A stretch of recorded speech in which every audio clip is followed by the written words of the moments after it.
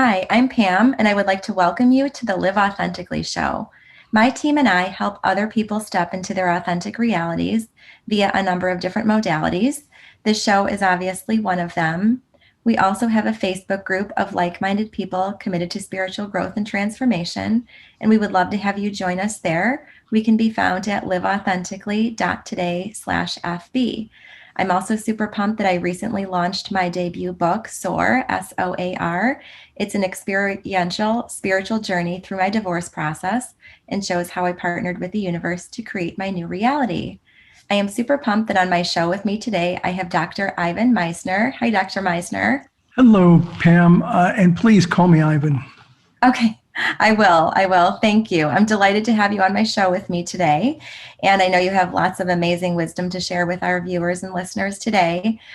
Dr. Ivan is Ivan is quite accomplished. He is the founder and chief visionary officer of BNI, the world's largest business networking organization, and they have over 10,000 chapters worldwide. He's also a New York Times bestselling author. Congratulations. And has been named the father of modern networking by Forbes and CNN. I'm super excited to hear about everything that you do, all this amazing work in the world. But before we do that, I'm going to start off with the same question that I ask all of my guests. And that question is, how do you live authentically every day? So there's two parts to that answer for me. One is a sense of humility, especially as one becomes more successful. It's easy to, for some people, let that go to their head. I really believe that humble people don't think less of themselves. They just think of themselves less. And having a sense of humility is, I think, a way of coming across authentic in the world. Even if you have some level of success and you feel pretty good about yourself, it's still important to come across that way. The second part of the answer is more complex. And that is understanding the difference between balance and harmony. And it's understanding that difference has enabled me, I think, to be more authentic in my dealings with others. So, Pam, would you like to know what I think the secret to balance in life is? Absolutely. I'd love to hear. Forget about balance. You'll never have it. I think what happens is that we look at balance very much like scales, and that our business life has to be in balance with our personal life, which has to be in balance with our spirituality, which has to be in balance with our health. And the truth is, I've found that life is more of a juggling act than it is a balancing act. And I think that we beat ourselves up too much because we feel like our life isn't in balance. And so a long time ago, I gave up the whole idea of balance and moved towards, and so I'm going to have a good answer, I think, for your listeners, for your viewers. But I've moved from the idea of balance to the idea of harmony. And while I don't think you can have a life of balance, at least I haven't seen many people who have. I do believe we can all have a life of harmony, and this is more than semantics. Even the graphic for harmony, the yin and the yang, are out of balance if you separate them. And so I wrote a book called Who's in Your Room, and I'd love to talk about that a little bit if you'd like. But in there, I talk about how do you create a life of harmony if you can't have a life of balance. And so I'll give you two or three of the techniques I talk about. One is, it sounds so simple and isn't simple, and that is be here now. Wherever you are, be there. So don't be at work thinking about the fact that you didn't spend time with the family last night. And don't be with the family thinking about the fact that you've got a work project that has to be done at the office. Instead, do your best to be fully present in the moment that you find yourself in. And that if you become really good at that, nobody's perfect, I certainly wasn't, but if you become really good at that, it creates a sense of harmony in you, and people feel like you are fully present, and that full presence comes across appropriately as full authenticity. I'll give you one or two more. Well, another one is you got to create margins in life. Just like in a book, there are margins that you can fill in or you can leave blank, but there are margins in a book. It doesn't go from end to end. And the truth is you need that in your life, I believe. And I have always, for most of my adult life, even as a young man, I really was focused on creating margins in my life. I have, for most of my life, at least once a week, and not always, sometimes I'm traveling, I can't do it, but I do what I call a mental health day. Mm-hmm. It's my margin. And I don't go out. I don't usually have people over. Now, I may have family here, but it's my margin. I do the things that I want to do to recharge my batteries. I hang out in my pool. I'll watch great movies. I might even watch a silly TV show. Who knows? I might go out on my boat. But it's my margin. And I think in order to have a life of harmony, you also need to pour into yourself. Mm-hmm. And margins are one of them. Give you one last one. And there's more, but these are three good ones. Mm-hmm. You have to learn how to both hold on and let go.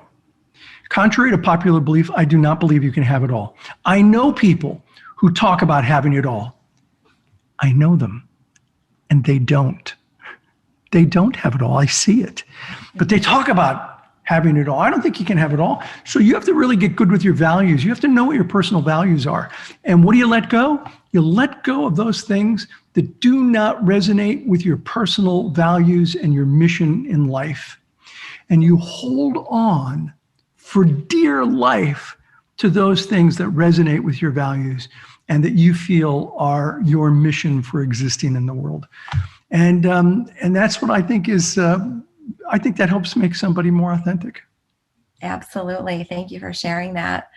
How does one go about doing some deep work around identifying their core values? Because I do talk about that a lot in my practice. And I think that is, it's a foundational step in really creating an authentic life.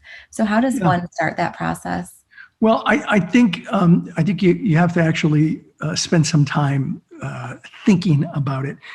Can I give you a sense of, because it's the core of the book that I wrote, Who's in Your Room. Can I give you a little sense of who's in your room and lead into the values discussion? Because that's exactly what happens. So here's the concept of the book. Imagine that you live your entire life in one room, and that one room has only one door. Mm-hmm. And that one door is an enter-only door. Mm-hmm. So that when people come into your room or into your life, they're there forever. You can never get them out. But luckily, it's a metaphor. But if it were true, Pam, would you be more selective about the people that you've let into your life over the years? Yeah, absolutely. Yeah, everybody says that. Yeah. So my question is, why aren't we more selective? And I would argue actually that it's not a metaphor, that it actually is real. And here's why. What I want you to do, Pam, and if you're listening to this or watching this, I want you to all think of somebody that you got out of your life, because people tell me, yeah, it's a metaphor. I've gotten those people out of my life. So I want you to think of somebody you've gotten out of your life. Maybe they were toxic, they were difficult, they were just a big challenge for you, and you got them out of your life. Now, Pam, I'm not going to put you on the spot and ask you who it is, but do you have somebody in mind? Mm-hmm. Okay. If you're listening to this, I want you to think of somebody. Now what I want you to do is think of why you wanted them out. I want you to think of something that they did to you that just made you angry and you wanted them out of your life. You got that in your mind? Mm-hmm. I do. Here's the deal. If they're still in your head, they're still in your room. Mm-hmm. And they will be for the rest of your life. We interviewed Dr. Daniel Amen for the book, and one of the things he said was that when you have a relationship with somebody, professional relationship, personal relationship, their fingerprints are all over your brain. Mm-hmm. And they'll be there forever. Mm-hmm. And you'll make decisions in the future based on the good and bad experiences that you had with people in the past. And so I would argue that they're always forever in your room, because your room, people start talking, well, I'd put them in a different room. No. Here's the room. The room begins on this side of your head and it ends on this side of your head. It's your brain. It's your mind. It's all the people that you've let in there. And so you have to be more selective about who you let in. You also have to learn how to deal with the ones that you have let in. How do you get selective? That comes to your question. You have to get good with your values. If you don't know your values, your head is a revolving door. You're just letting people in and they're going to impact you forever. And so by understanding your values, you can then do what we call train your doorman. Now, you can call your doorman anything. You can call it, your guardian, your guard, your bouncer. You could call it your door person if you want to be politically correct. In the book, we chose doorman. And your doorman is your conscious and subconscious mind. And how do you train them? Well, you got to train your mind on your values. And your question was, how do you come up with your values? Well, you got to think about it. And in the book, we have an instrument that you can use. But the truth is, anyone can go online and take instruments, tests. Test is the wrong word because there's no right or wrong answer for values. They're your values. So an instrument is a better term because it measures what your values are. And then once you know your values personally, then you train your conscious and subconscious mind, your doorman, on how to screen for those values. Now, here's a good place to start. Set the values aside, because when I say to people, give me your top 5 or 6 values, it's like a deer in the headlights. Like, really? 6? Yeah. Honesty. Great. 5 more. They don't know. They don't know. How can you be authentic if you don't even know what authentic looks like to you personally? So here's a great place to start. Your deal breakers. Okay. Now, this one I'm going to ask you to share. And if you're listening to this, I want you to think of what's a deal breaker, some behavior from somebody that is just absolutely intolerable. You don't want them in your life. Would you mind sharing a deal breaker, Pam? Yeah, I'd love to share. Lying, lack of integrity. Yeah, that's a good one. And it's an important one. And you can have multiple deal breakers. My late wife and I, we had a deal breaker on building relationships with other couples. So that if we were going to spend time with another couple, go out on a double date or, vacation with somebody, with another couple, we had a deal breaker that other couple had to love and respect each other. I love Both. that. Now, look, nobody's always perfect. I wasn't always as loving as maybe I should have been, or my wife wasn't maybe always as respectful as she should have been. But I'm talking about the way they generally treated each other. And we wanted to hang out with couples who loved and respected each other. And we felt that those were healthy couples for us to spend time with, and we did. And so think of a deal breaker. It could be that. For me, it was also drama, not with couples, but just me personally, people that were just dripping in drama. That was a deal breaker. So start with your deal breakers and then do an instrument that allows you to figure out what your values are, and then train your doorman on how to screen out the deal breakers in the people who have values that are resonant with yours. They don't have to be the same. As a matter of fact, they probably shouldn't all be the same. Diversity is key in so many ways, especially when you're talking about networking, which is my area of expertise. Diversity is very powerful. And it also is with values, but the values can't be dissonant with yours. They have to be resonant with yours. And if they are, those are the people that you want around you. I love that. Thank you. One area that I'd like to explore a little bit is the idea of being able to choose certain relationships. Something that I see in my coaching is, people say I'm having a really hard time with certain family members, for example, or people who they just can't pluck and remove out of their life. They can't bounce them. They can't tell the doorman, bounce them. Maybe it's a family member that they see several times throughout the year. Maybe it's somebody that they live with, just repetitive, just toxic behaviors. And they really don't have the agency to just remove them out of their life. What guidance do you have for people like that to be able to live with those types of behaviors, whether it's in the way of boundaries, standards, communication, et cetera? It's a fantastic question.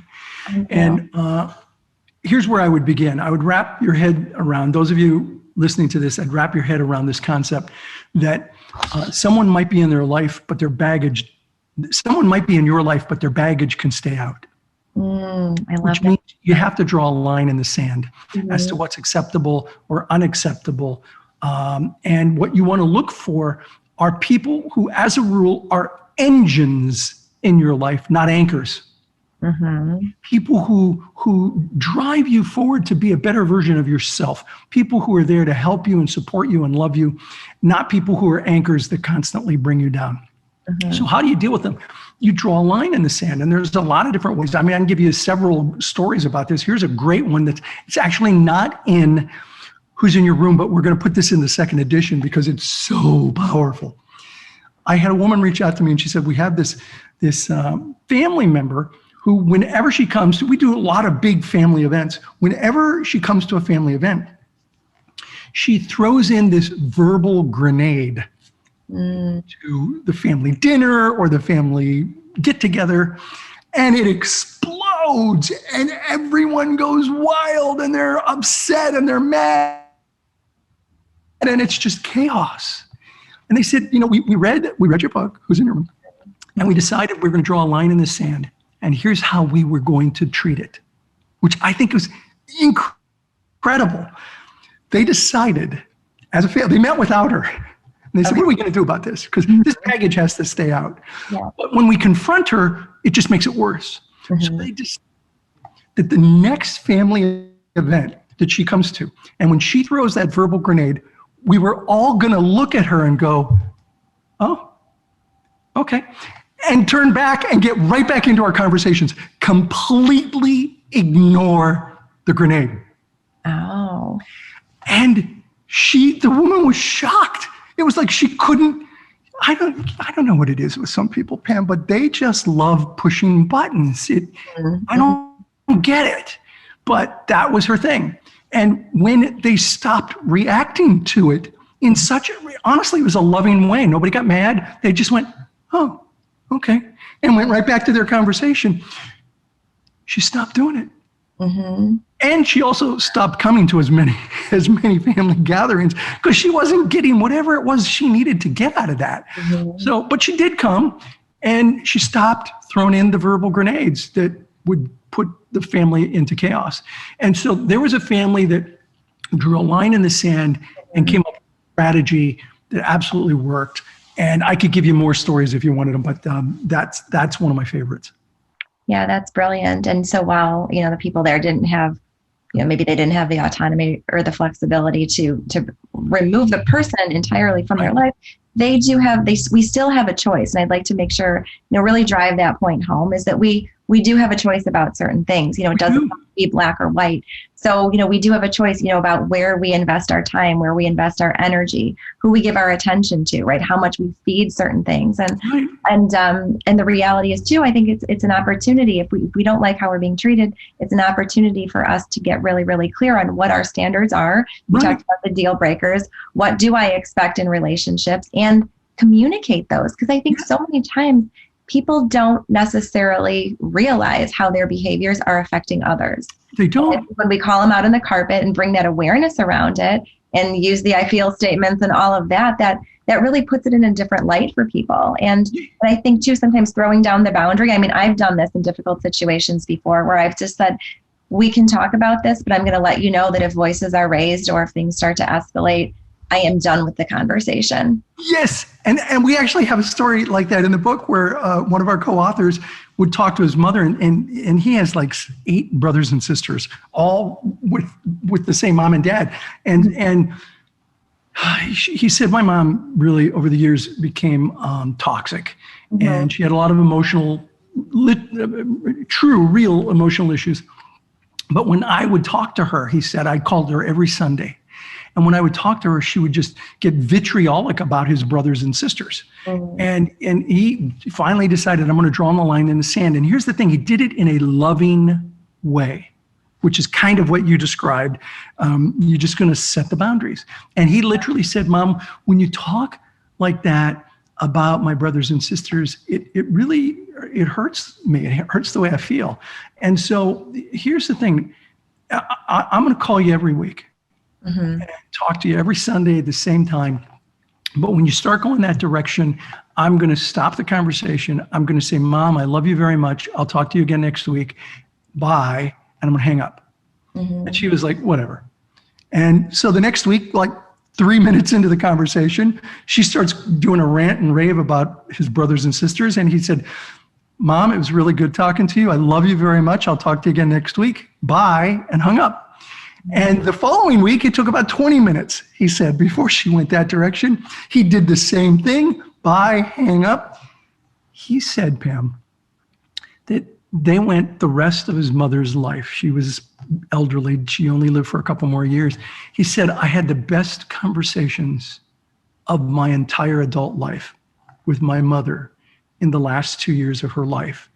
And it wasn't all wine and roses. She talked about challenges that she had and problems, but it wasn't that vitriolic, toxic discussion. And he said it was the best memories of my relationship with my mother, because I drew a line in the sand and I lovingly, caringly said, this isn't okay with me anymore. And that ties so beautifully into authenticity, because, part of authenticity, that journey is finding our voice, right? And speaking our truth and honoring ourselves. When we honor ourselves and align with who we are and really live by our core values, then that's when we all can help to elevate each other. So that's brilliant. Thank you for sharing that. Yeah, my pleasure. Thank you. Yeah, I would love to hear about your networking, your worldwide networking organization that you founded. I know that you've done a lot over the years and are doing moving humanity forward in a really powerful way. So I'd love to hear you talk about that a little bit. Well, sure, my pleasure. 36 years ago, I started an organization called BNI. It stands for Business Network International, and it really was all about trying to help business people generate business through referrals. And I was looking for referrals from my consulting practice at the time. I put people together who I trusted, and I wanted to help them, and I hoped that they would be willing to do the same for me. And it just exploded.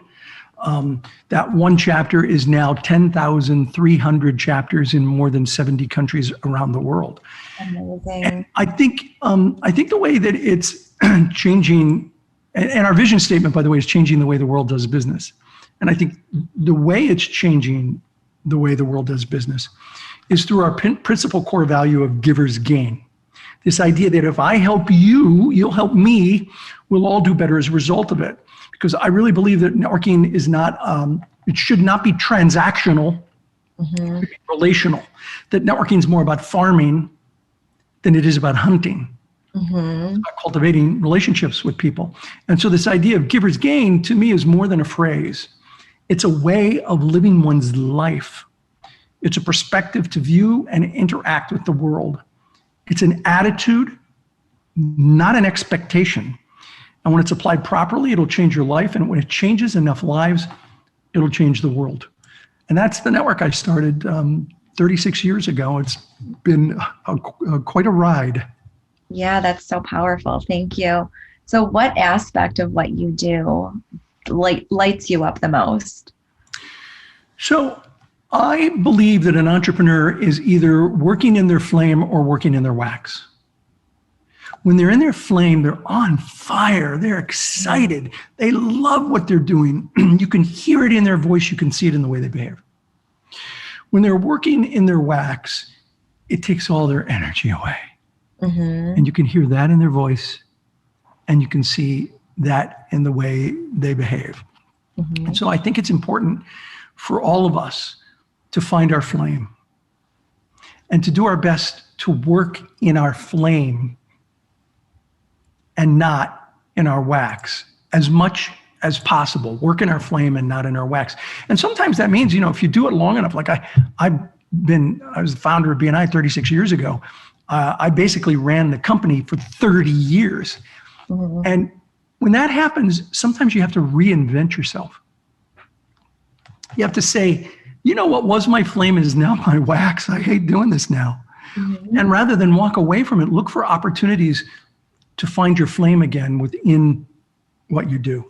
And so I I kind of went from being King Thodin leading the charge to now being the Colonel Sanders of BNI, where my role is to be the spokesperson to pour into people my experiences and my learnings about business and about life. And that's my flame.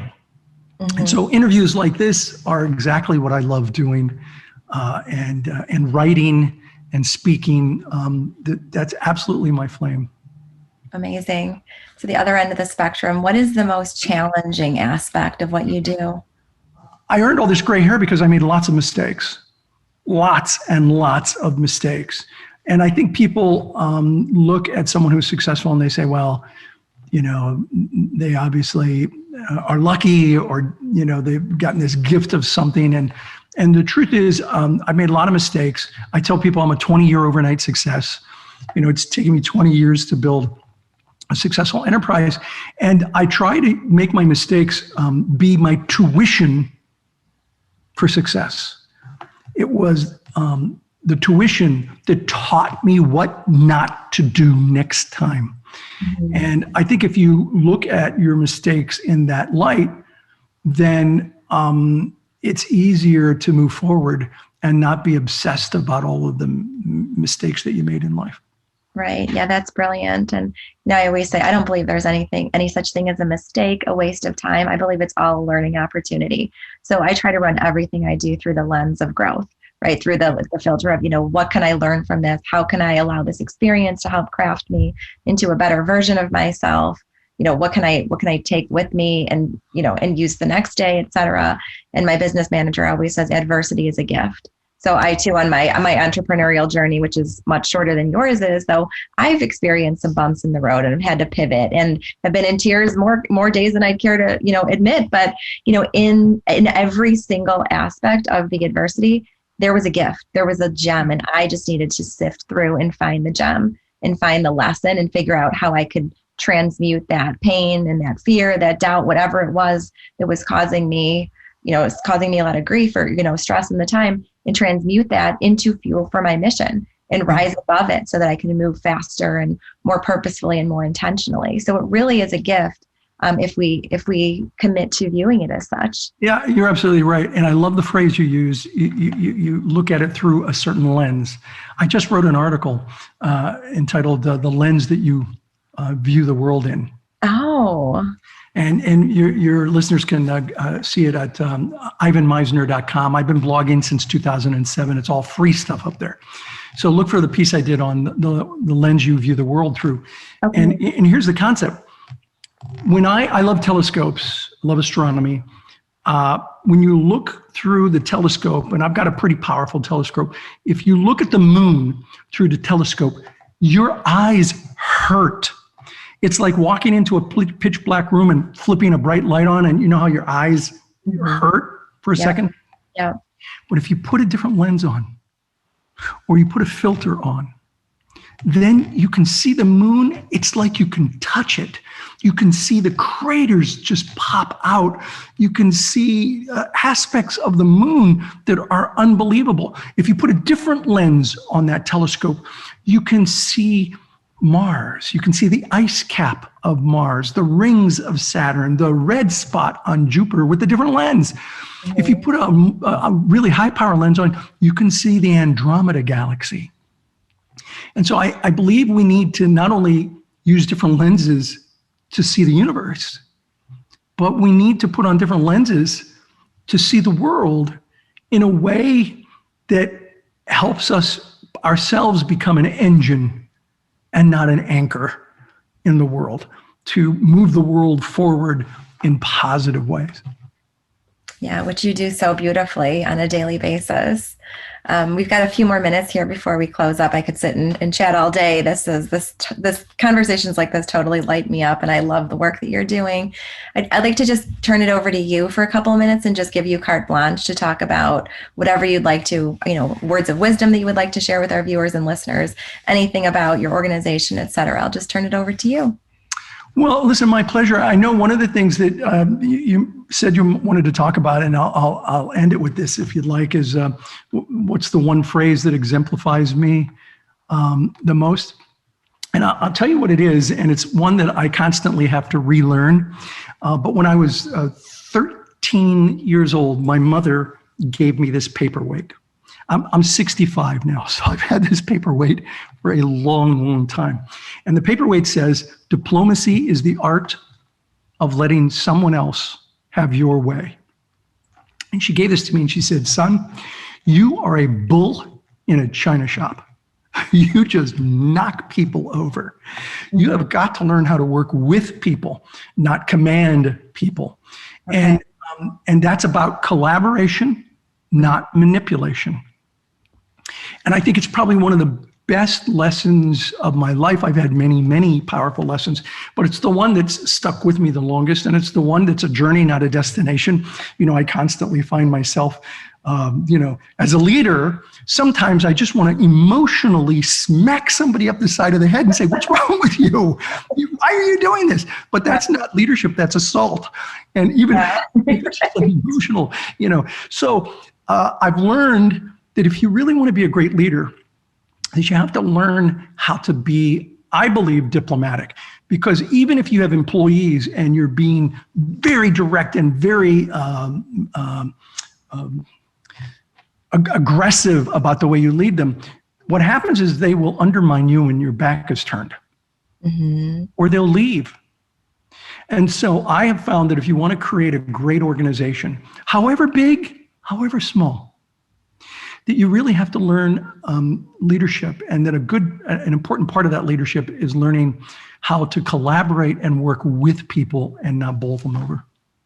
Beautiful. Thank you. Perfect words to end on. Thank you so much. Thank you. And anyone that's interested in BNI, the organization I founded, BNI.com, and of course my blog is ivanmisner.com. Excellent. I'm looking forward to checking it out. Well, thank you again for being here. It's been absolutely delightful talking with you, and I'm grateful that you've chosen to be here on my show today. So thank you so much. Thanks, Pam. I appreciate you. Thank you. I appreciate you as well. And to all of my viewers and listeners, I appreciate you. As you well know by now, I believe that time is a choice, and I'm grateful that you've carved time out of your day to be here to listen to Ivan and his powerful message that he shared with us today. Thank you, everyone, and have an amazing day.